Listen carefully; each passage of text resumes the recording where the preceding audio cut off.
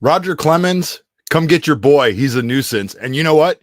You can take every member of this bullpen with you, except Brandon Garcia. Diamondbacks dropped this one to the Twins in shocking fashion by a score of 9-8 in a game that is a perfect metaphor for the Diamondback season. We're going in live in 30 seconds. Don't you go anywhere.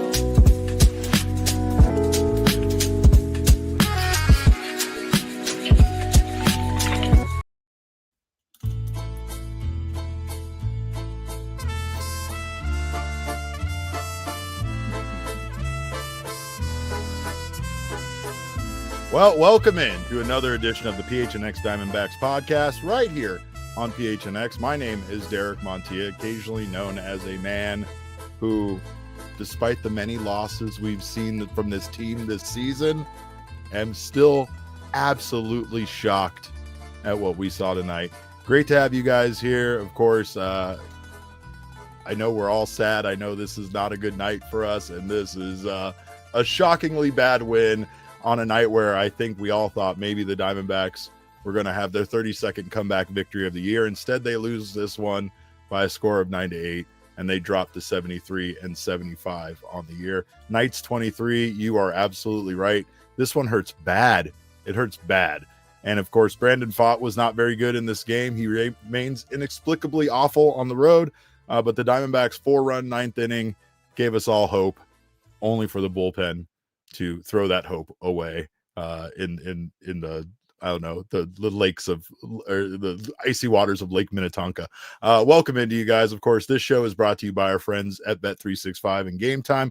Go use that code of PHNX365 when you download Bet365. You'll get yourself some bonus bets for signing up over there. Over at Game Time, you can use our code of PHNX.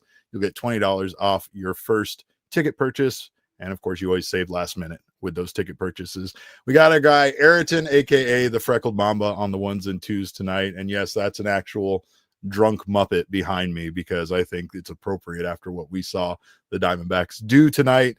Like I said, I don't know what to say on this one, guys. I really don't. I feel like we have seen some awful losses from this team. I think that the ninth inning bullpen management, as Elise says here, was indefensible. And you are not wrong about that. In general, the bullpen was really bad in this game, but basically allowing Jake Woodford to go out there and load the bases, give up a run, and basically do nothing but give the Twins an absolute chance to come back was criminal. I don't even think that the Twins would have just come back with this score of 9-8.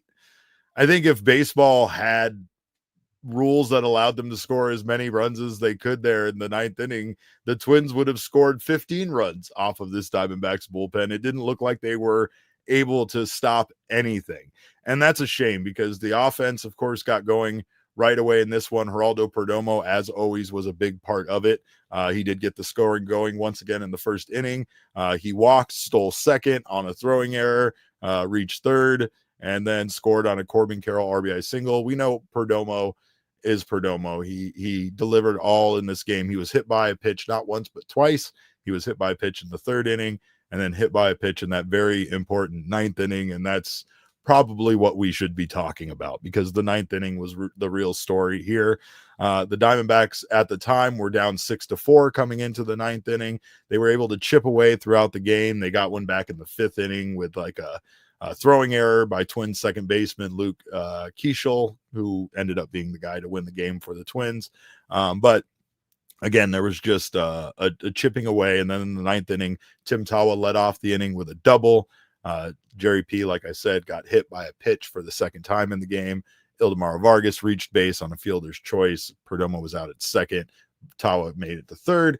Carroll made it a 6-5 game with an RBI single. And then the man, the myth, the Gabby, Gabriel Moreno hit his 9th home run of the year to give the Snakes an 8-6 lead.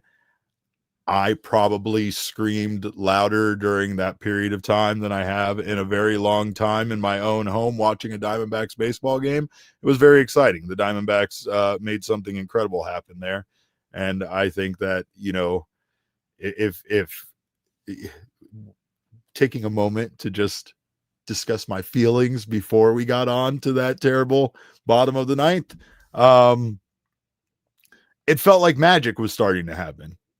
It felt just, and it didn't last long enough. It was fleeting. It was just here for a moment, and then it was gone after another Cody Clemens home run, his 3rd of the night. That kid, get him out of here. Get him out of here. Get Cody Clemens out of here. I don't want to see him ever again. I don't want to play 2 more games against him. The Diamondbacks are awful at Target Field, and they've discussed it on the broadcast, but they've just been awful. But Elizabeth Zabe says, can we take a few moments for a group cry? That's what I feel like doing, because again, like I said, we have we have a lead there going into the 9th inning, not just a slim lead, not just a lead you could really feel the Diamondbacks were going to blow. You had a 2-run lead. You felt pretty good about that. At least I felt pretty good about that. Maybe you didn't. Maybe you're a smarter person than me that didn't allow your heart to get in there. But Richard Perry with a great comment. Why wouldn't Saul Frank start the inning against Clemens? I don't know, Richard. I don't know. And I think that's the feeling here of contempt. That's the feeling here that the 9th inning once again went to the mustacheless Jake Woodford. That still boggles my mind why that man doesn't have a mustache yet. But again, he was not good. And to say not good, it was the worst outing that I've seen from this bullpen in the 9th inning. And that is saying a lot. That is saying a lot about this bullpen, because this bullpen, quite frankly, has been awful at times. And I am not going to throw my guy T-Time in there because he had 2/3 of an innings pitched and a strikeout. So he did what he was asked. Brandon Garcia looked amazing tonight in an inning of work. He had 2 strikeouts. Even Beeks got in there, got an inning of work in. No runs, no hits, no anything. But Jake Woodford did not record an out in the 9th inning. And I know there's a 3-run rule, 3-batter rule. I don't know what Torey even thought going with Woodford over Saul Frank. I'm sure he had his reasons. I'm sure the matchups were what they were, but miss me on all of that. I don't care tonight. Woodford, I almost didn't write Woodford's line down in my notes because I was just too busy writing the word awful over several times. I put awful and then just awful as 2 separate notes, but that's because he was awful tonight. But I just don't know. Michael Dixon said Saul Frank was available by emergency only per Jack Summers, and that would make sense. However, when you go out there and you give up a home run to lead off the inning and then give up immediately 2 base runners, especially considering that Jake Woodford is not your actual closer, you have to turn to someone else. You can't just sit there powerless and let that particular reliever lose the game for you completely and utterly. I know it was a one-run game. I know there was probably not much any reliever could have done to come into this game and stop the bleeding. But make an attempt. Do something about it. Intervene. Like, just give us someone else a shot when a pitcher who, if this can happen on any given night, doesn't have his stuff. Quite frankly, Kyle Backus didn't have his best night tonight. He went out there, gave him 2/3 of an inning, gave up a home run. He walked a guy, and he didn't help keep this lead any closer for the Diamondbacks in his 2/3 innings of work.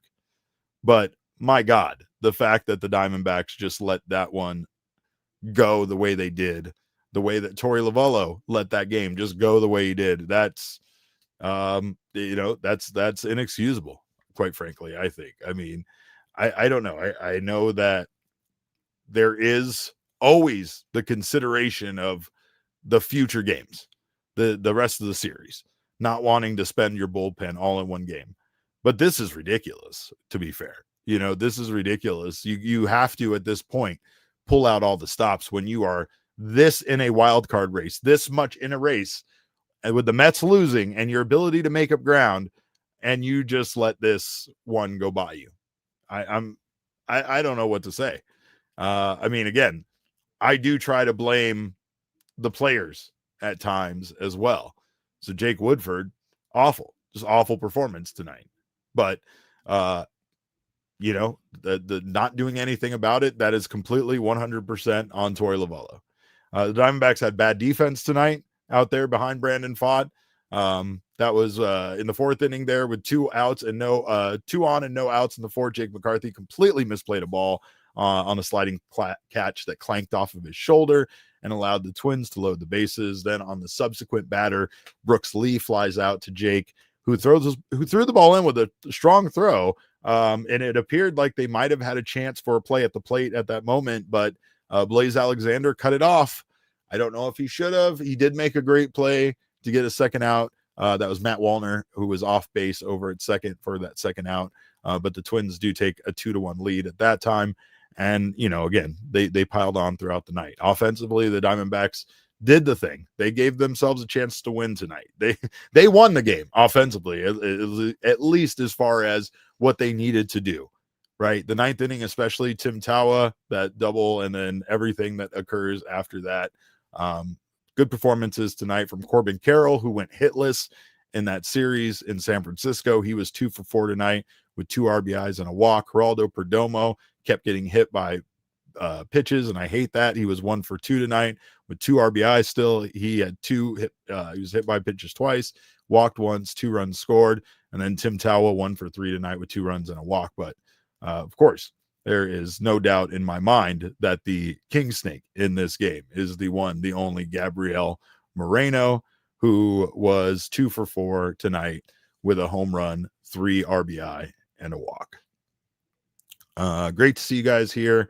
I need the support. I know you guys need the support. This one is an incredibly depressing loss. So love to hear from you guys. VG Muse in the chat says Woodford literally could not perform worse. Homer, extra base hit, walk, hit by pitch. He was 1 wild pitch short of the worst pitch inning in Major League Baseball history. You're not wrong. That's what it felt like watching him for sure. And it was just an absolute disaster out there for him. Candace, great to see you here. Bees, great to see you as always. Fernando, stop screaming at me about firing Torey Lovullo, because there's nothing, as Killer Rex will attest to, there's nothing I can do about that. So you're going to have to definitely go above my pay grade on that one. But let me tell you also, things don't get any better, because as most of you saw on the broadcast, Ketel Marte was in the lineup, but was scratched prior to the game.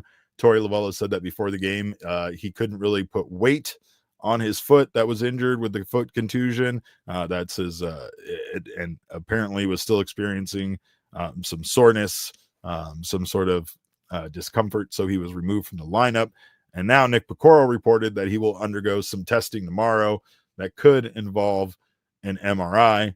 I've said on an earlier episode this week, Ketel Marte has not been right at the plate. I'm not sure. I doubt that this injury has anything to do with it. But, again, the Diamondbacks really need Marte. This is 15 games now left in the season. And they need their superstar here, and they need their superstar performing. Corbin Carroll turned things around nicely today, but overall, this loss is on the bullpen. Sean says, so Saul Frank was emergency only, was Curtis, Rashi, because why the F do you go with Woodford? I don't have an answer for you on that one. Bees says it's been over for quite a while now. It pains me to see you all suffering the pain of hope. And again, that's the reason why this particular performance this game is such an encapsulation of the Diamondbacks 2025 season, right? Offensively, they were great. Starting pitching, disappointing, let them down, didn't really do much to give them a chance to win. 5 runs, similar to a 5 ERA, which is what most of the guys in the starting rotation have had all season long. And then you had the offense uplifting you, giving you hope, making you believe, much like this team has made us all believe all season long. I'm probably guilty of being an accomplice to that, but I'm just a joyful person. And so I wanted to turn this on so bad tonight. I got batteries for it and everything. And now I think I'm going to throw it in the trash. I don't know. I might throw it in the trash. But again, going back to this being a metaphor for this season, the Diamondbacks coming so close, having an amazing comeback, being the answer backs once again, causing chaos in this game. Multiple stolen bases. Gabby had a stolen base. Geraldo Perdomo had a stolen base. But ultimately, their bullpen, catastrophic failure when they needed them to be their best. And again, like I said, the Diamondbacks, it felt like the Diamondbacks could have been up by 10 runs in this one and still would have lost in the 9th inning with the way things were going with that bullpen. So I don't really know what else to say, but I do say that this is not a good situation. The news about Cattell is not great. Obviously, we talked yesterday that Tyler Locklear is now done for the season. So if they lose Cattell Marte, if the MRI or the testing tomorrow comes back as anything serious, that he'll lose, the rest of the season. Abandon hope, abandon ship, folks. I don't know. I still want you to come here and hang out with me. I mean, we could talk about other things like why I have so many toys in this particular room, because I could do a whole podcast on that. But I don't know what this team is going to do. And Tyler, Killer Rex is in the comments calling everybody a bum on this team. And on this night, I'm not going to stop him. I'm not going to let you call Gabby a bum, though. That I will invite you to a Jack in the Box to fight me over that. But I do think that this team is not done yet. I just think that this is the last of it, especially if they can't figure out a way to salvage the rest of the series and win against this Twins team, right? Like, once again, here's a team that's been struggling and suddenly they look amazing, including Cody Clemens. I keep calling him Clemens. I don't know why. Like, I'm trying to add extra flavor to that last name. Cody Clemens has a career night against this team with 3 home runs. And it was just hard to watch. One guy beat us like that, like he did tonight. Hard to watch this bullpen have that catastrophic meltdown in the 9th inning. But we're going to take a quick break. On the other side of this break, we're going to ponder why Brandon Pfaadt stinks so badly on the road anytime he pitches on the road, and why his splits are so bad. It doesn't make any sense. Don't you go anywhere. You're watching the PHNX Diamondback Show. Well, tonight is definitely a night for pure edibles. Hold on.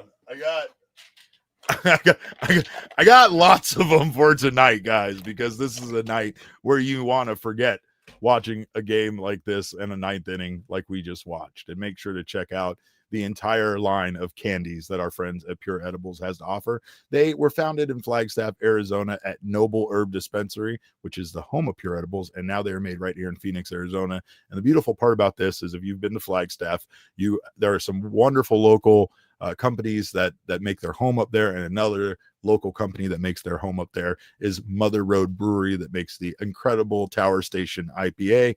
And right now you can get an amazing collaboration between these two great Northern Arizona companies. They came together to form Noble Road with their new Tower Station IPA all-in-one vape. It's happy hour all the time with the Tower Station IPA all-in-one vape. This new offering captures the crisp citrus and piney hops of Arizona's favorite IPA. No pouring, no wasting, just good tasting high whenever you want it. If you're in Arizona, swing by select local dispensaries and grab your Tower Station all-in-one from Noble Road. Cheers to happy hour all day, every day. Go find yourself some Noble pure edible products from one of over 130 dispensaries across Arizona. And you guys know the Bet365, it's never ordinary over there. They have 90 million users worldwide. They stream 780,000 events every year, and they pioneered live in-game betting. They do offer the widest range of games and markets available for live in-game betting across 78 different sports. but they have their early payout offer over there at Bet365. And this is one that maybe if you hedged your bet emotionally against the Diamondbacks, you might have come out on top if they did win, but hey, maybe you just won outright. But with their early payout offer for Major League Baseball, you're a winner if your team goes ahead by 5 runs with an instant payout on straight bets and parlay selections, which will be marked as winners. They also have an early payout offer right now for football season. Don't miss out. You're a winner if your team in college football or NFL goes up by 17 points with an instant payout as well. Last season, both money lines were paid out 4 times because of the early payout offer and the end result in the game.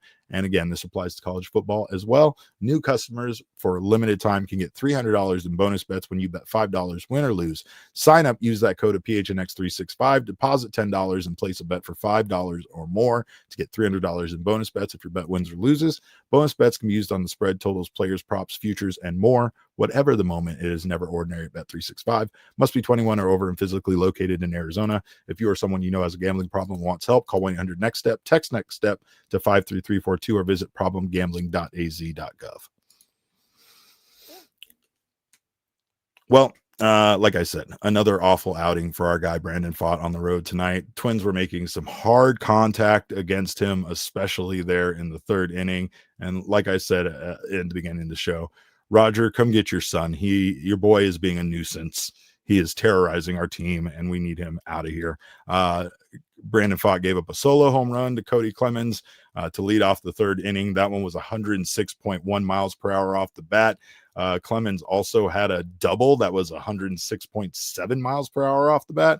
And again, two home runs tonight for Cody. It was just an incredible night for him against the Diamondbacks. And I just met him and I hate him. So great first impression as an opposition. But when it comes to what Brandon Pfaadt was doing tonight, he stayed completely away from his four-seam fastball. I know typically he uses a sinker kind of as a fastball. He did that tonight, maxed out at 94.5 miles per hour, but he did only throw his four-seam 6 times tonight, threw the cutter 5 times tonight. Pretty much went with his sinker, changeup, and curveball. We have his pitch chart here, and you can just kind of see like a lot of non-competitive pitches there with his changeup and his curveball way outside of the zone. His sinker also wasn't really landing in the zone, and a lot of those are just right there down Main Street. So and then the four-seam and the cutter just were lost. They were absolutely lost tonight for Brandon Pfaadt, which is why he abandoned ship on those. Tonight, Brandon Pfaadt, 4 2/3 innings pitched, 9 hits allowed, 5 earned runs, 1 walk, 2 strikeouts. So just an awful night there for Brandon Pfaadt. And again, this is a man who, quite frankly, has just been terrible on the road in the most inexplicable way. I don't know if you remember this, but in 2024, Brandon Pfaadt's splits actually went the other way, where he was better on the road than he was at home. They discussed this on the broadcast, but 21 of Brandon Pfaadt's 24 home runs allowed this season have come on the road. He's only allowed 3 home runs at home. His home ERA is 3.50 with a 1.287 whip.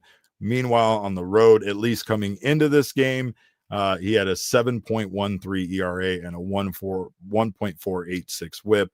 Now currently has 21 home runs allowed on the road. And that's kind of crazy because as I was reminded, his yes hitter, that game where he did not record a single out, was a home game. And that factors into this. That factors into this a lot. B says, I hated letting Strami walk and feel very vindicated in that. Well, let me tell you, it definitely felt like Strami was the guy that made Brandon Pfaadt very, very good.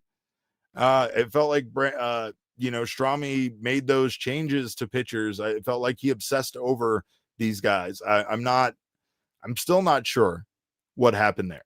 If Brent Strom walked away from the game like he was intending to when the Diamondbacks hired him, I'd feel differently. But the fact that he went on to Pittsburgh to work with Paul Skeens and continue to make him one of the most dominant pitchers in the game kind of makes me sick. And I really wish the Diamondbacks didn't go in a different direction. Unfortunately, it felt like there was just something that wasn't the right fit with the pitchers. And, like B says, I I hate the fact that Strahm is no longer a part of this team. I really do as well. Of course, Brandon Pfaadt today, like I said, 4 2/3 innings pitched, 9 hits allowed, 5 earned runs, 1 walk, 2K. Aryton, I know this is entirely too much trouble for you, but let's go ahead and fire up that Circle K strikeout meter. This thing uses 106 gallons of water per minute to be powered up, and we have to do that for 2 strikeouts. Seems wasteful. Seems as wasteful as the main water main leak I had outside of my house here. But again, if this was a home game, that would still get you a free any size Polar Pop. All you got to do is text strike to 31310 to start saving on fuel, food, and drinks after every D-backs home game. With every K, you win at Circle K. And again, the bullpen. Oh, the bullpen. Like I said, Roger Clemens can come get his kid, and he can take this bullpen with him. Not Brandon Garcia. Brandon Garcia looked like an absolute stud tonight. Ryan Thompson still wants the ball in every big scenario. It doesn't matter what, and I love that about him, and he delivered for this team tonight. And even Jalen Beeks quietly had himself a good inning there in the 8th inning. Just a quiet, uneventful, unexciting, non-thrilling, non-disappointing inning. Of course, it had to happen in the 9th inning. It had to happen after the Diamondbacks had a lead. That's when Jake Woodford had to go out there and record not a single out, give up 2 hits, 3 earned runs, 1 walk, and 1 hit by pitch, and a home run, by the way, and not record an out. Our guy Aryton doesn't really watch baseball a whole lot. He's more of a hoop head, but I will say he was kind of shocked about just seeing the game-tying home run walked in there. You know, like, do big league pitchers actually do this very often? And like, my answer had to be no, not really, not typically. You'd almost rather give up the home run there, pitching to the guy, and have it walk off, right? Than the way that ended. It was pathetic the way it fizzled out. And it was especially pathetic having Saul Frank come into the game and obviously not be able to grip the baseball. Like, that was incredible to me that Saul Frank was going to the dirt in the ground and he was just doing whatever he could. It looked like to dry his hands off. I know that the broadcast did mention about how humid it has been, how humid it's going to be in Minnesota for this weekend. But I was just shocked by Saul Frank coming out of the bullpen and not being able to have a grip on the ball, at all. So I know that's part of it. I know that's why guys use sticky stuff and then they get thrown out of games, Dan Blendino. But still, you could definitely tell that Saul Frank could not get any kind of grip on the ball, especially with that the ball 4 that caused the walk and tied the game up. But again, Saul Frank was put into an impossible position. I don't know many relievers that could have gone out there in that situation and just struck out the side to save the game after Woodford left the game with bases loaded and no outs. So, but yeah, I mean, you're not wrong. Saul Frank did get an out faster than Woodford. And again, Michael Dixon says, I'm getting mad all over again. That's why I don't want to sit here and narrate the game, but I'm still kind of recapping it and living in this world where this happened. I still can't believe that the Diamondbacks, did this. Richard Perry says Justin Martinez would have gotten out of it. Maybe. I don't know. I don't know of any Diamondbacks reliever that you could really say that you would have felt 100% secure with them going into that situation, especially after what Woodford did. But the big question, the big questioning of Torrey here is going with Jake Woodford and then leaving him in up to that point, right? Jake Woodford had a chance, or he had a chance. He gives up the home run to the leadoff hitter, walks the next guy, or extra base hit, then walks the next guy. As far as I'm concerned, most managers in baseball would have already had another pitcher getting warmed up in the bullpen in case this happened anyway, especially considering that Torrey has not deemed any of these guys their closers, no matter how much he tends to go to Woodford in the 9th inning or in high leverage situations, right? So why not have a contingency plan where you have another guy warming up and ready just in case this exact same thing happens, right? maybe I'm simplifying this too much. Maybe this is just me and MLB The Show, but it's what I do in MLB The Show. So I would think a big league manager would also do this as well. And instead, has to go to Andrew Saalfrank in the emergency situation after Woodford stays in there for what, four batters, right? Loads the bases. And again, I feel like not loading the bases, not having that extra runner on could have at least given Saalfrank or whoever you turn to there a little bit more leeway to not let, that tying run score or the winning run score. But instead, Woodford stays in there for far too long, and that's it. Sean says the Hank Aaron of blown lead losses, 44 this season, baby. Whew, that's a lot. That's a lot. This would have been their 32nd comeback win of the year, which I found out isn't really that many in the grand scheme of things for baseball. Would have tied them, I believe, with the Marlins for 17th most comeback victories in the league. So a lot of teams, even though we have seen the Diamondbacks come back a lot, we definitely see them blow these leads more than we see them come back this season. And that number definitely says it. 44 blown leads, 31 comebacks. Not great. Also not great, just this bullpen in general, the situation in general. We're going to talk about where the Diamondbacks sit in the Wildcard standings, but we're also going to take a look at the numbers from this game. I'm sorry to make Michael Dixon more angry by revisiting this game again, but we're going to do that on the other side of this break. Don't you go anywhere. You're watching the PHNX Diamondback Show. Well, Mountain America Credit Union wants to make sure that you have a checking account. Everyone needs a checking account, so why not get the account with built-in benefits? Mountain America's MyStyle Checking Account has perks just for you. Some of those perks are great. Restaurant deals can use to save some money on restaurants because some of them are very expensive, so I can get all the help I need there. Mobile phone protection.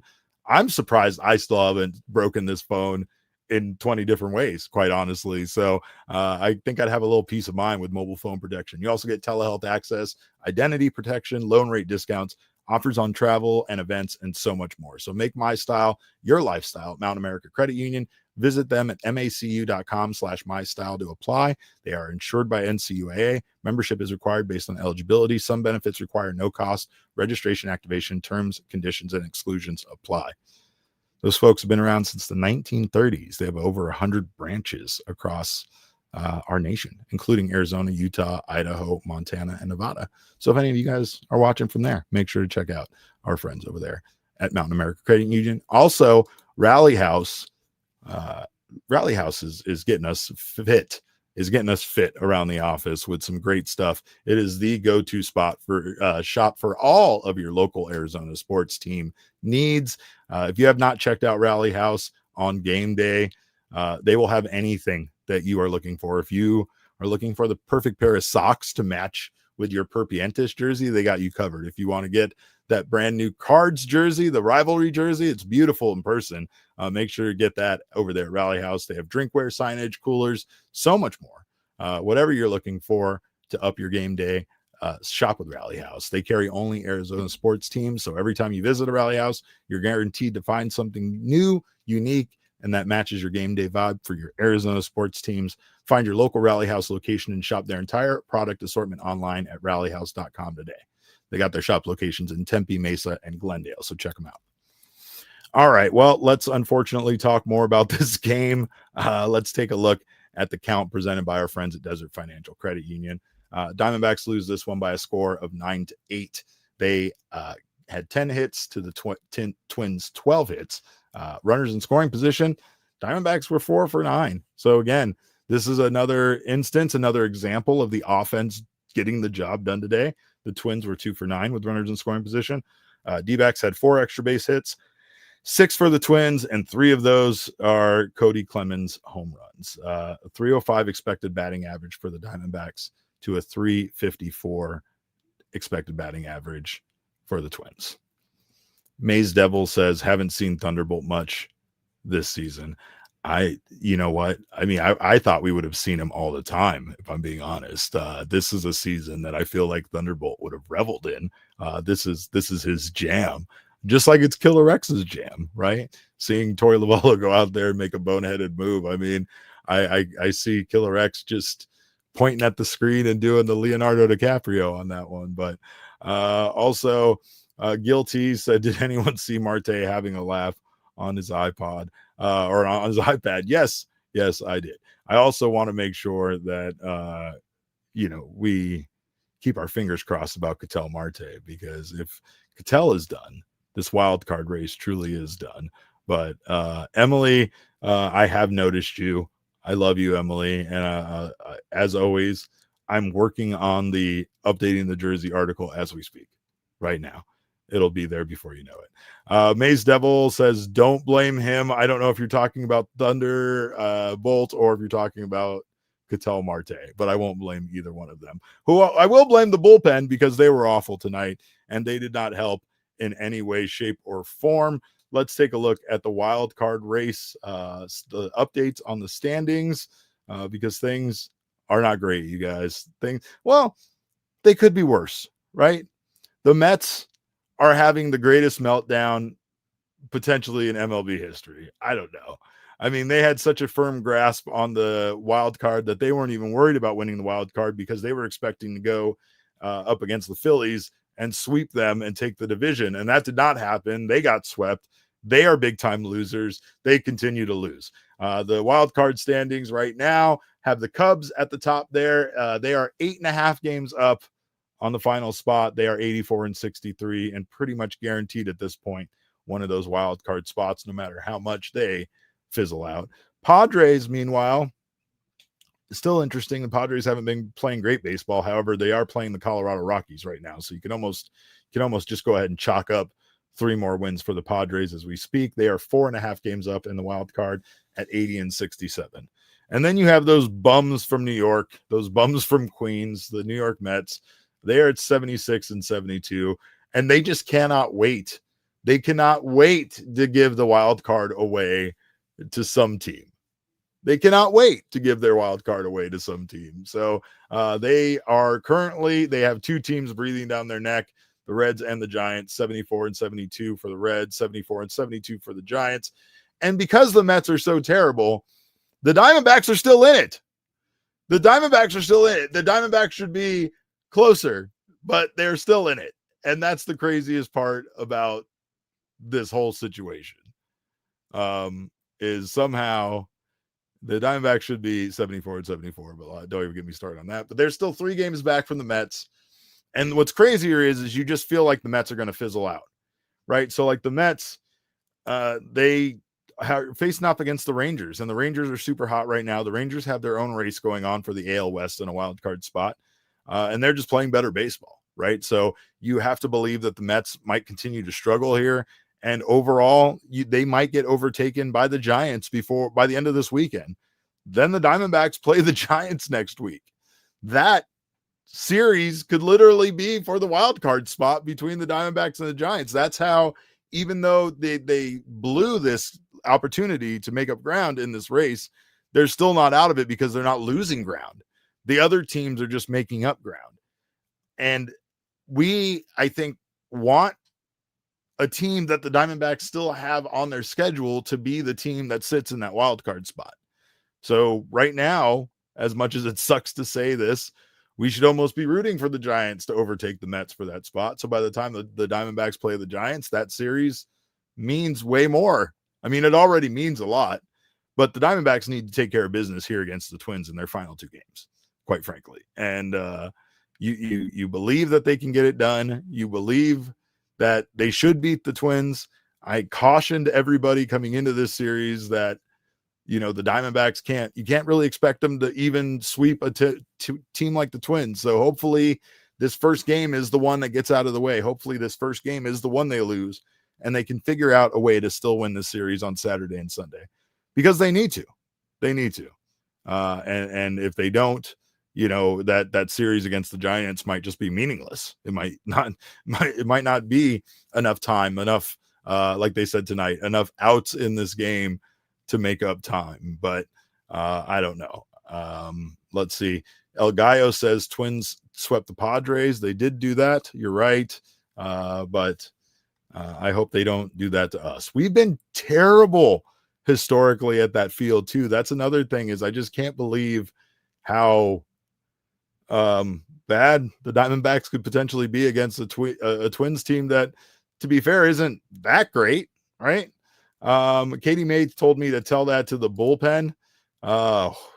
There are a lot of things I would like to tell to the bullpen, Katie, if I'm being honest, and I'm probably not allowed to. It'd probably get me in a lot of trouble. I might have to save that for Diamondbacks After Dark. I might have to do a Diamondbacks After Dark tonight. I don't know. I don't know if I have it in me. I don't know if I have a fight left in me. I have declared this season over so many times for the Diamondbacks that it feels cliche to do it any longer. I think that most of us feel like this is not, going in the direction that we want to go to. Yet once again, like this game tonight, they make you believe. And being 3 games back in the wild card, you kind of have to believe, because mathematically they are still in it and they still have a chance to catch up and make up ground. I don't know why that is even something we would want with the way this team is playing, because I don't know how they would do in the playoffs. They would even win a game in the playoffs, let alone a series in advance. I still think, though, that we doubted them. A lot of us doubted them when they made the playoffs in 2023 because of what they did. That is always going to give some of us hope. Some of you never have hope for this team and probably sleep much better at night than I do. However, that 2023 season, I think, is enough to make a lot of us believe that should the Diamondbacks figure out a way to put wins together, especially these really tough series that they still have in front of them, that anything is possible. But again, still some tough teams outside of the Twins that they have to take care of. And tonight they did not take care of business against the Twins in that first game. Let's see. Emily Williams is demanding that I read her jersey list. So she said, read my jersey list that I have in real life. Since I have made Emily hold out so long for updating my jersey list, I will read hers. She has a Braves jersey, Yankees jersey, Mets jersey, Padres, Diamondbacks, Rangers, Dodgers, Chicago White Sox. I don't know why you disclose that to this chat. This chat will eat you alive for having those jerseys, that combination of jerseys. You have a Yankees jersey and a Padres and a Dodgers jersey, Emily. Well, I can tell you love ball. So I'm not gonna give you too much of a hard time. But Elise says 2023 was an outlier. This is who this team is under Torrey.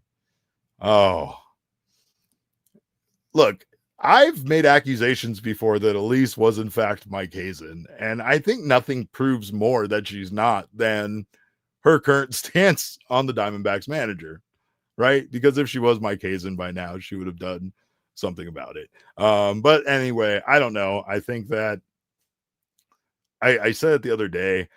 This kind of contradicts, and I'm going to probably contradict myself, but like I still feel like none of us expected them to be in any kind of race. And they really wouldn't be if the Mets weren't so terrible.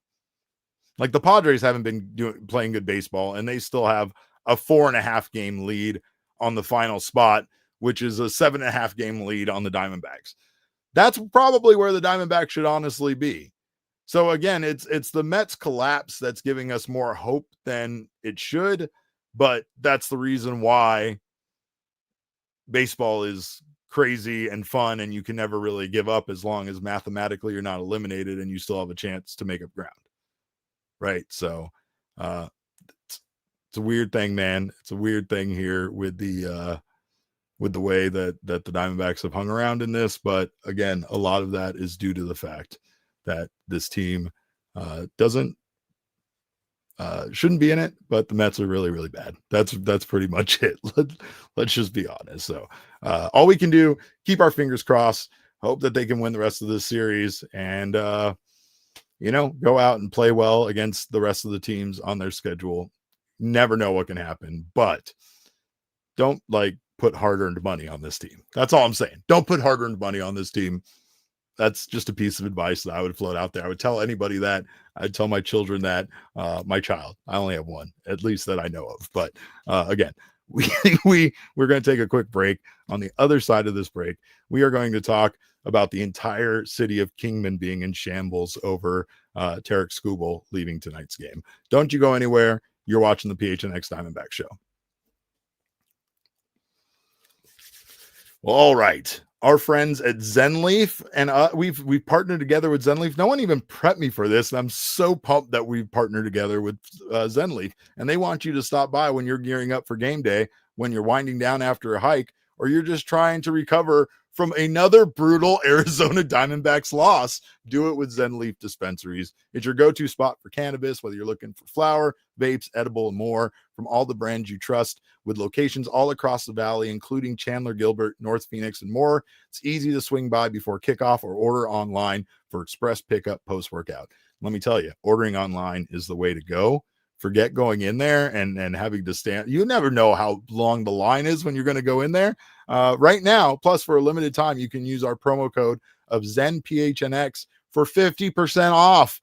That's right. Just for listening, just for watching, just for having to endure what the bullpen did to us tonight, you get 50% off your order over there at ZenLeaf. So you can only use it once, so make sure to stock up with an amazing discount. Whether you've been around the block or you're trying something for the first time, the ZenLeaf crew will make sure you leave with exactly what fits your needs. And don't forget, for a limited time only, use that promo code of ZenPHNX for 50% off a one-time purchase. ZenLeaf, great weed, great service every time. And again, another great combination with ZenLeaf is stopping by Circle K and make sure you stock up on all of the munchies you need, as well as getting yourself an ice cold beverage. Circle K is America's thirst stop. They also want to save you money. They want to save you money on gas, on drinks, on everything. And you can do that for free by joining the Inner Circle free membership program, easy to download and get enrolled. Just got to download the app and then use your phone number to score all sorts of Circle K deals. You'll get Polar Pops for 79 cents. You'll get Frosters for 99 cents. Right now, they have 3 for $5 Gatorades. Those are the 28 ounces, as well as you can visit once per week and get 10 cents off your gas. That's right. Once per week, all you got to do is visit, make either a $5 purchase or fill up with a 5-gallon purchase. You can earn that once per week. So all sorts of ways to earn. And all you got to do is join the Inner Circle for free by downloading the Circle K app today. Terms and conditions apply at participating locations. Visit circlek.com for details. Well, like I said, the entire city of Kingman pretty much takes days off to watch Tarik Skubal, who is from Kingman, Arizona, pitch. And Arizona's second favorite Cy Young winner, after, of course, Randy Johnson. Tarik Skubal did leave tonight's game with an apparent injury.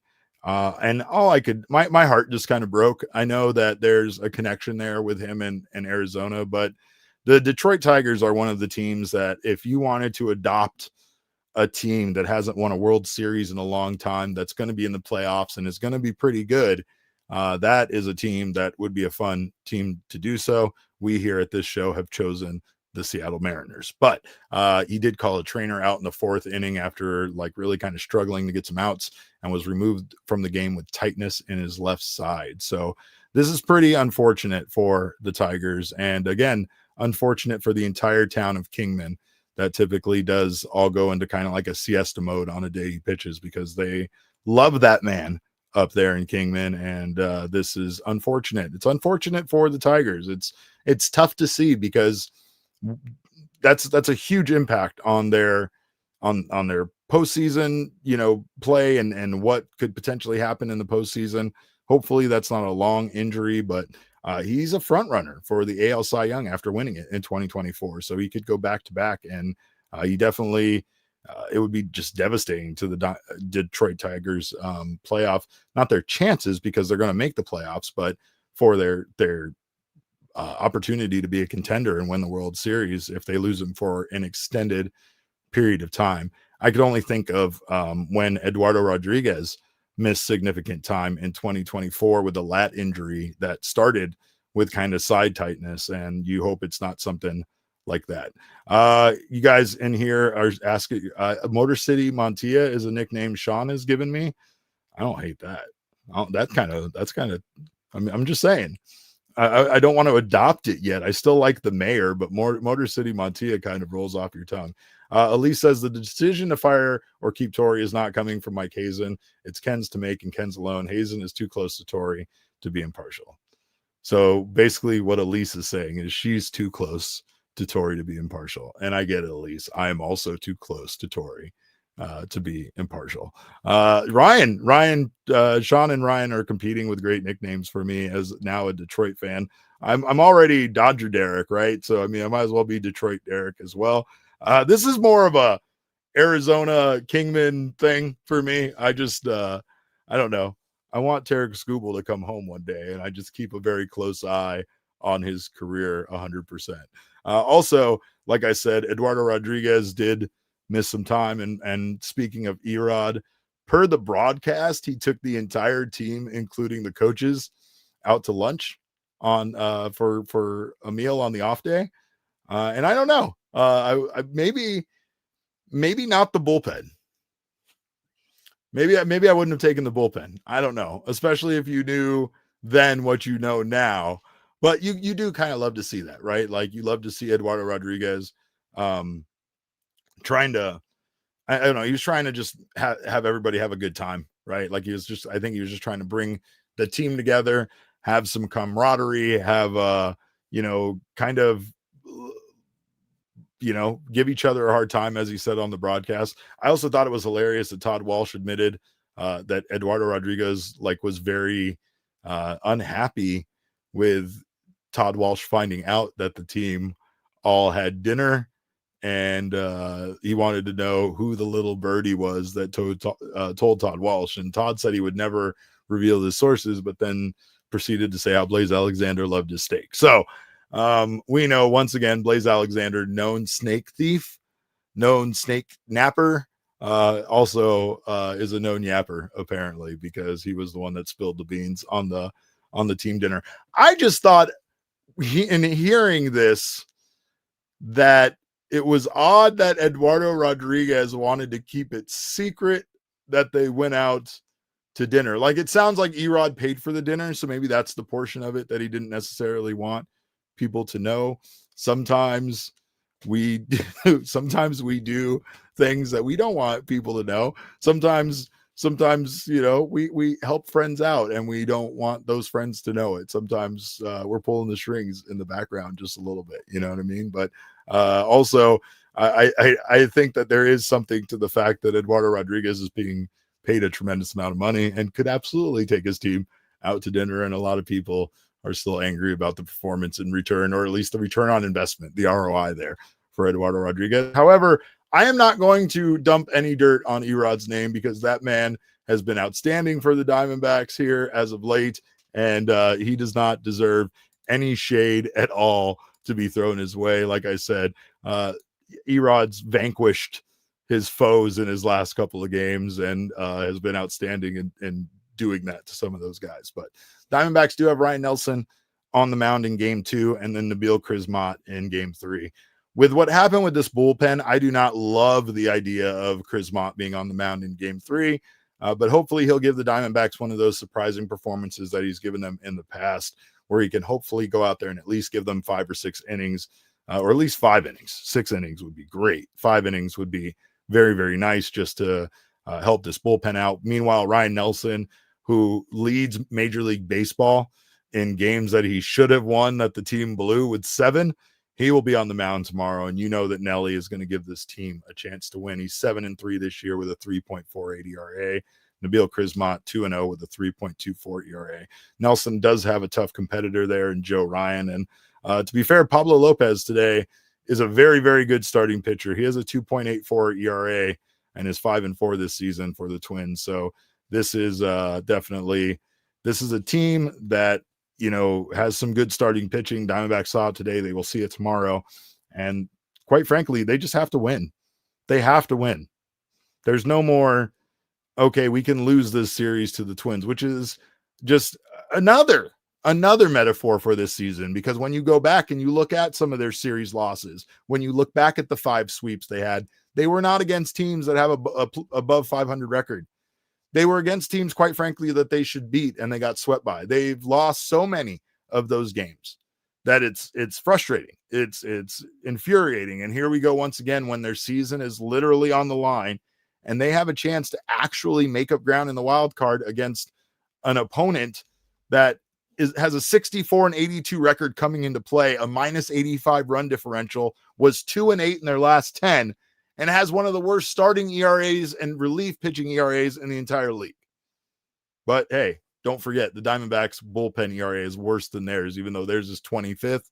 Diamondbacks is like 28th now, especially after tonight's loss. So not great. Not great. We do have a BCSC sighting. It's great to see our guy BCSC in here. I think we got a super chat from him. He says, I donated and I said it anonymously. LOL, it's Donzel. All right. I'm just going to call you Donzel from now on instead of BCSC. He also says, there's no booty on this team. No bubble cake. You're going to... Big body James McCann is in the dugout. He's right there. I mean, I'm not going to sit there and let you say that about him. El Gallo says Joe Ryan embarrassed the D-backs last year. The Diamondbacks embarrassed themselves last year against the Twins. So that is not great. Elise says you mean you don't want to see a getaway day, phone it in lineup on Sunday. I live for those. Look, I know it's my office, but I will smash things in this office, Elise. Just dare me, test me. I will hit things. It's a rubber bat. It's not a real bat. But anyway, I hate what happened tonight, and I'm sure most of you guys do. Quite frankly, I hope we're here on Monday answering Mailbag Monday questions and talking about a series win. I have my doubts about that, and I hope the Diamondbacks can figure out a way to turn this thing around, because after tonight, I imagine that the morale in that clubhouse is very low, and they have to come out and be very sweaty and sticky for 2 more games in Minnesota and try to not embarrass themselves and try to not completely let their season slip away against a team that's 65-82. So I appreciate you guys so much. I thank you guys. Oh, my nips hurt is here. Let's go. He wants to know how I feel about being so handsome. It's a lot. It's a lot to deal with. It's a big responsibility, and I've been married for a long time, so it's not easy around here. It's not easy, but I appreciate your concern. I thank you guys all for being here. You guys are the best. Bees, you're the best. I appreciate your all of your compliments. And again, I thank this community. I told Espo this yesterday, obviously, with the things that have happened around PHNX. It wasn't easy to do the show yesterday. I kind of dreaded it, especially being the first show to go. And I actually immediately felt better once we started doing the show and once all of you guys were in the chat talking about baseball once again after a lot of very unfortunate events went down. So I thank you guys so much for being not only a great community of people, but for helping me through what I feel like is a pretty difficult time around here. So thank you guys so much for, your support, and thank you guys for being here late on a Friday night, even after this team disappointed us all, because I think we all needed a little bit of therapy, all needed to chat about it. So appreciate you guys so much. Appreciate my guy, Aryton.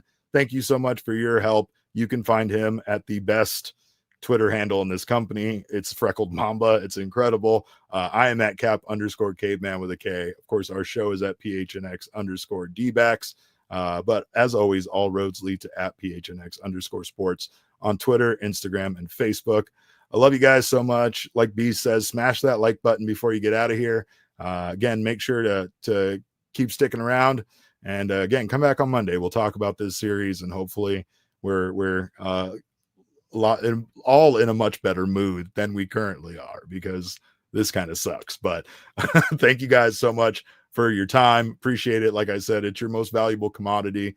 Aryton and I can't thank you enough for sharing it with us. We will see you on Monday. Bring your questions, and hopefully bring the cactus light with you that I threw away in the trash. Hopefully we'll be talking about a dub then, and not this misery that we're currently in. But until then, have a wonderful weekend. Have a wonderful rest of your night. Hope you guys get some sleep and enjoy yourselves this weekend. Behave yourselves, And remember, kids, baseball is fun, but it is so much more fun when your bullpen doesn't absolutely blow it once again in the 9th inning.